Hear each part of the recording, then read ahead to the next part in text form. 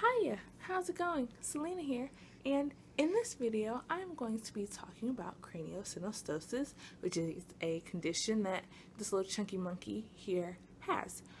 So what is craniosynostosis? Craniosynostosis is the early closing of one or more of the sutures that separate the plates in the skull.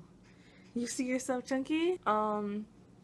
And the sutures are the areas in between the plates that allow the brain to grow. Where the sutures are, there are two on the sides, one in the front. The soft spot is right here in between the sutures. There's one also right here and in the back.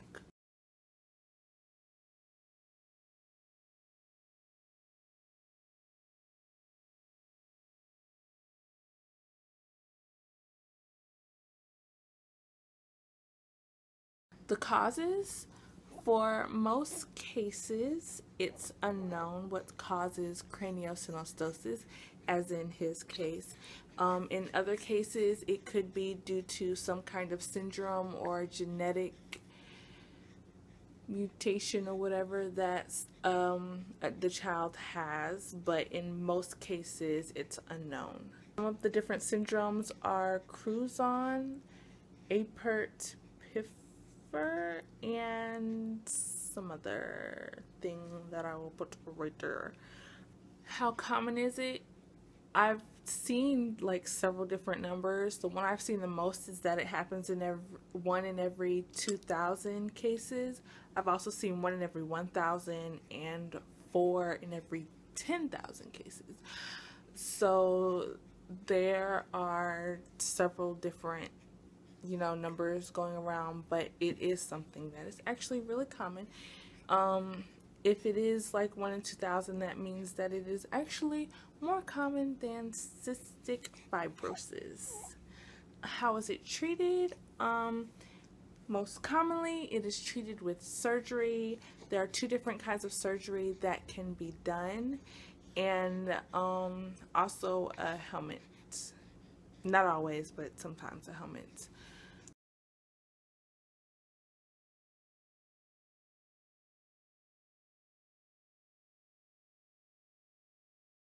The surgery is done at different times. It depends on what surgery you're getting or is being done, and also how old the child is when they find out about it. So because we found his early, pretty much at birth, his will be done at 3 months. And also because of the surgery that we chose, it'll be done at 3 months, but the other surgery is usually done between 3 and 4 months, so it can be done later, especially if it's found out that the child has it later on in life versus early on like his is. So then I will talk a little bit about the specific one that he has, which is the closing of the sagittal suture, which is the suture that goes along the back of the head.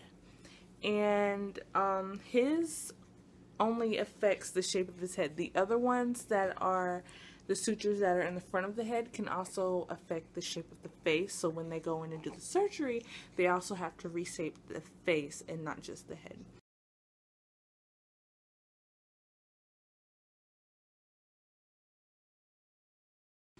But his is just in the back, so it affects the shape of his head, and I will do the clip right now where I show you guys about the exact shape of his head.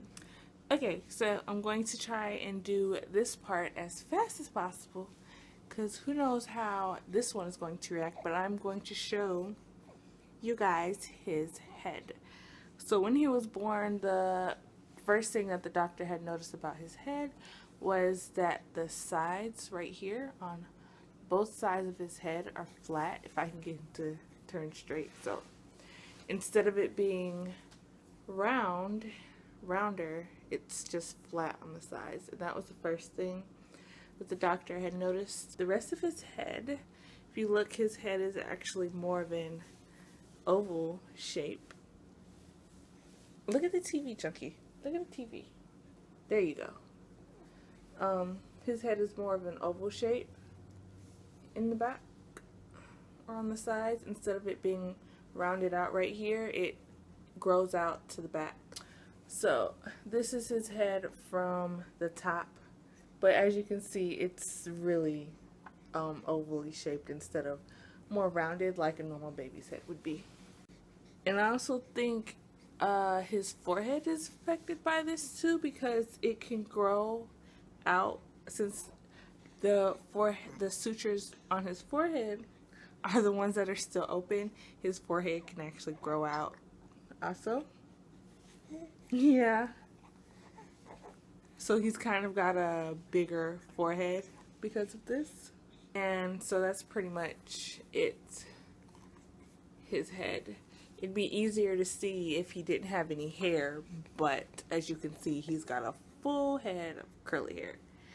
So that is it for this part.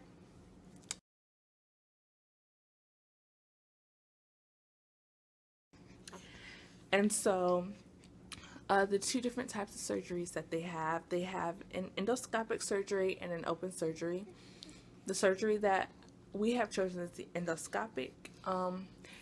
And with these two surgeries, or at least from what they say at Seattle Children's, there isn't really like more of a this one is better than that one. It's more of a what's best for your family based on the pros and cons of each surgery. So it's something that we have to choose and decide for on our own. So the first surgery, which I'm going to talk about, is open surgery. And in that surgery, they do an incision from one temple to the other temple, and they go ahead and go in and they reshape his head while they open up the suture, of course, and they go on ahead and reshape his head so that it's more rounder like it's supposed to be. And they put plates in the head to keep everything where it's supposed to be. That one has a higher risk of needing a blood transfusion. I have no idea what he's looking at. But he's calm, so I'm gonna let him look at it. That one has a higher risk of a blood transfusion. That surgery takes a little longer, a few hours longer. He'll be in the hospital for a longer stay with that surgery. But the things with that surgery is you go in, you get the surgery, and that's it. Of course, you'll have to come back so that the doctors can check his head and make sure everything's healing properly and his head is doing what it's supposed to and his brain is growing properly. Yeah, if there's anything else, I'll probably put it in the description or put it right here, whatever. Okay, so with the endoscopic surgery, they only do 2 really small incisions on the top, and they take out the bone on the top to give the brain space to grow. But the thing with this one is that he would have to wear a helmet in order to reshape his head, and he would have to wear the helmet for a year. So that means going back for appointments for the helmet, and also appointments for them to check his head and make sure it's doing what it's supposed to and things of that nature. So you get the surgery done and you've still got to go back a lot more than what you would have to with the other one. That one has less of a risk for blood transfusion. The surgery takes less time. There is he stays in the hospital for less time than what he would for the other surgery, so it's a lot quicker. So what we have chosen, as I've already said, is the endoscopic surgery. The reason why we chose this one is because he can get that one done sooner. They want it done at 2.5 months, so he will be getting it done at 3, because 2.5 months would be at the end of this month, which is December. So he will be getting his done at the beginning of January. And the other one, they may not do it. They usually do that between 3 and 6 months, so they may actually not do it until he's about 4 months. So this one we can go on ahead and do, and I would honestly feel better if it's done he really looks like he wants to reach up and just grab whatever it is that he's looking at, but I have no idea what it is.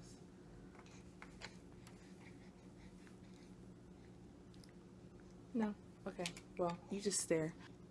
The effects that this condition can have on him, he could have developmental delays. It could cause pressure to build up in the brain, pressure in the eyes. He could be blind, have seizures, learning disabilities, and things of that nature. So that's kind of one of the reasons that I would rather get it done earlier. That way we don't have to worry about any developmental delays or anything like that. I don't really know for sure if it's official. I just got the call today, but if it changes, then I'll say so. Like, I will put something right here. But as of right now, he's getting his surgery on January 7th. Emotionally, I am okay right now, but I think surgery day will be a whole nother story. When he was born, because as soon as he was born, that was the first thing that his doctor noticed was his head shape. And so we got him diagnosed really quickly. Also, diagnosis, how do you diagnose it? One way would be the head shape, if your baby has an abnormally shaped head, or if their face there's something wrong with the shape of their face, then they'll send you to get diagnosed for it. The way that they diagnose it other than just looking and seeing, because the doctor just, when we went up to Seattle Children's, the doctor just looked at him and said he's gonna need surgery. So, but the other way is by a CAT or a CT scan. If you get an x-ray, it will come out inconclusive, and if you get an ultrasound, that will also come out inconclusive. The best way to diagnose this is with a CT or a CAT scan. And I forgot what I was saying before this. Oh yeah, emotionally, I'm okay. As soon as the doctor started saying stuff about the shape of his head, something potentially being wrong, I, of course, started doing my research and finding out what could possibly be wrong with the shape of his head. And I end up finding craniosynostosis and looking up stuff and finding out that he's more than likely going to have surgery if he does have it. So I had already came to terms with it when it was officially diagnosed that I did have it. So at this point in time, I'm okay with it. But of course, come surgery day, that'll be a whole nother story. So I guess lastly, if you guys would like to keep up with how things are going and whatnot, you can subscribe to me on YouTube. I will be posting stuff on Facebook still also, and beware if you do subscribe to my YouTube channel, it's like way behind on videos. Hey, it's way behind on videos, so this one probably won't be uploaded until like a few weeks from now or something of that nature, because this one keeps me busy. And so yeah, for now that is it, and we shall see you guys next time, right, Chunky Monkey? So until then, deuces. Say deuces, Chunky. Deuces.